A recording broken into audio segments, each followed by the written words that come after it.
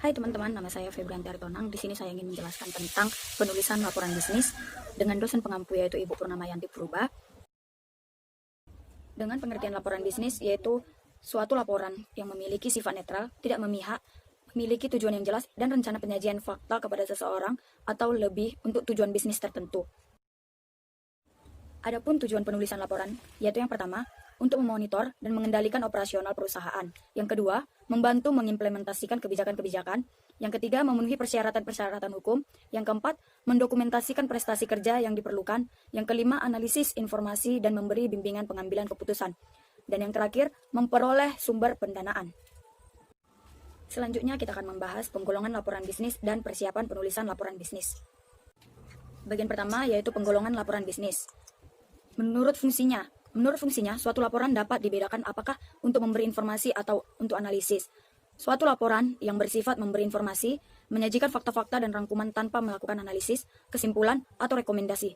Nama lain untuk laporan informasional adalah laporan perkembangan atau progress reports, laporan sementara atau interim reports, dan laporan triwulan atau quarterly reports. Kemudian menurut subjeknya, suatu laporan dapat dibedakan berdasarkan pada departemen mana suatu laporan itu diperoleh. Sebagai contoh, laporan akuntansi, laporan periklanan, laporan pengumpulan kredit, laporan pembelanjaan, laporan asuransi, laporan penasaran, laporan ekonomi, laporan produksi, laporan personalia, laporan statistik, dan laporan-laporan teknik. Kemudian menurut formalitasnya, suatu laporan dapat dibedakan atas dasar apakah bersifat formal dan atau non-formal. Laporan formal sering disebut juga dengan istilah laporan panjang atau long reports, sedangkan laporan non-formal sering disebut juga dengan istilah laporan singkat atau short reports. Laporan formal umumnya panjang, lebih dari 10 halaman dan mencakup masalah-masalah kompleks. Namun demikian, pengertian panjang lebih dari 10 halaman dan panjang atau pendek adalah bervariasi tergantung pada situasi dan kondisi yang ada.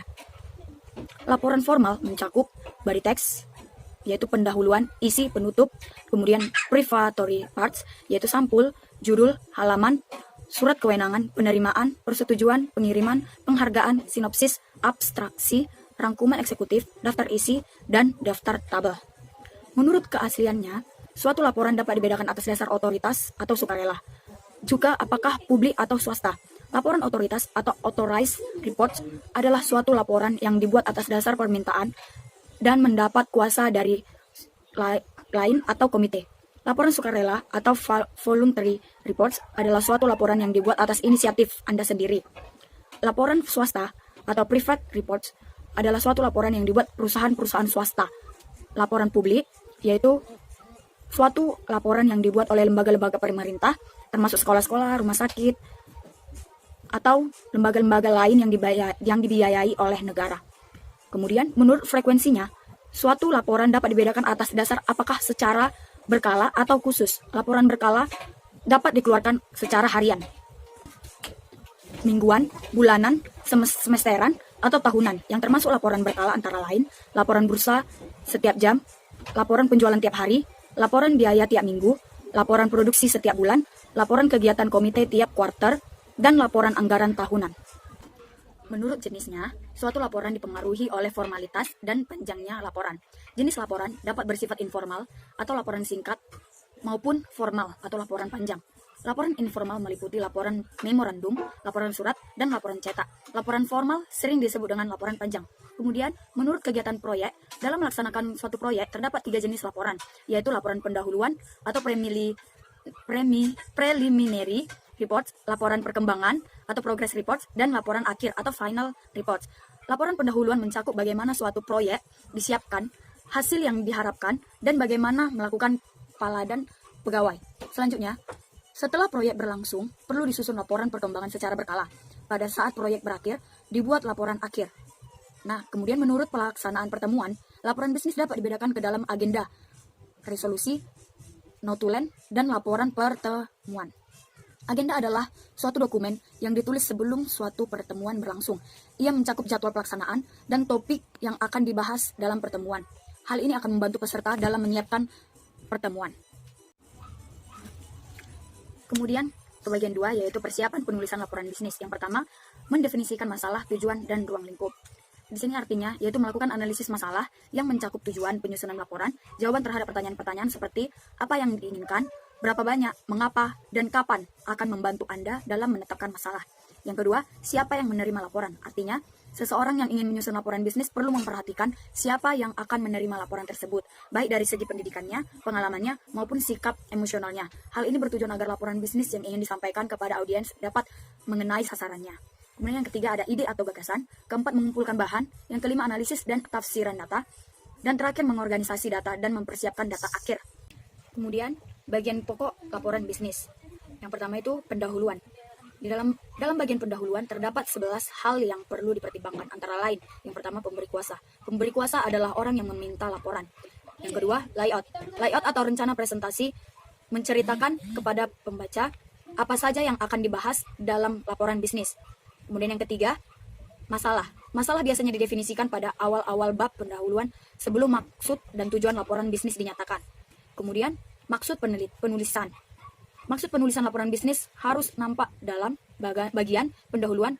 Elemen tersebut merupakan hal yang sangat penting dalam suatu laporan bisnis. Istilah lain yang serupa antara lain tujuan, misi, strategi, atau sasaran. Kemudian ruang lingkup.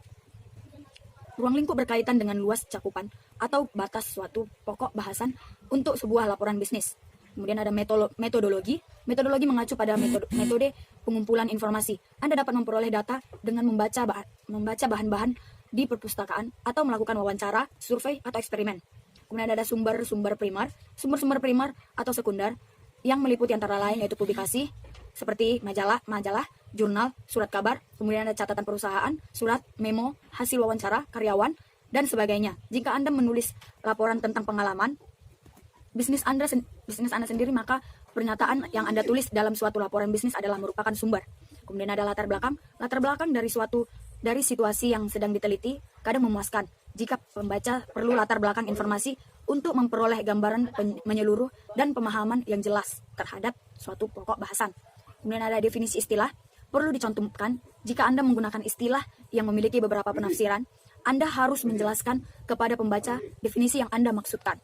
Kemudian keterbatasan. Keterbatasan misalnya dalam hal dana, waktu, asisten peneliti, atau data yang tersedia.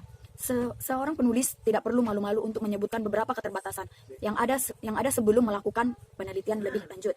Kemudian yang terakhir ada rekomendasi. Rekomendasi menjelaskan tentang keputusan yang perlu dilaporkan di dalam suatu laporan bisnis. Misalnya keputusan antara membeli mesin baru atau mesin setengah pakai. Restrukturisasi karyawan, pemberian uang pesangon, menambah perangkat lunak atau software, dan perangkat keras atau hardware. Kemudian ada teks. Bagian terpanjang dari suatu laporan bisnis adalah isi teks atau laporan. Dalam bagian ini, Anda membahas dan mengembangkan hal-hal yang penting secara rinci. Di samping itu, bagian ini dapat membantu Anda mencapai maksud penulisan laporan bisnis. Penulisan laporan bisnis yang baik harus mencakup temuan fakta yang penting dan relevan, dan membuang hal-hal yang tidak perlu dan tidak relevan dengan maksud penulisan laporan bisnis tersebut. Kemudian ada bagian akhir yaitu penutup. Yang pertama ada rangkuman. Rangkuman berisi ringkasan pembahasan secara menyeluruh. Kemudian kesimpulan berisi evaluasi fakta-fakta yang dibahas tanpa memasukkan pendapat pribadi penulis. Dan yang ketiga ada rekomendasi. Rekomendasi menyarankan suatu program tindakan yang didasarkan pada kesimpulan yang telah dibuat.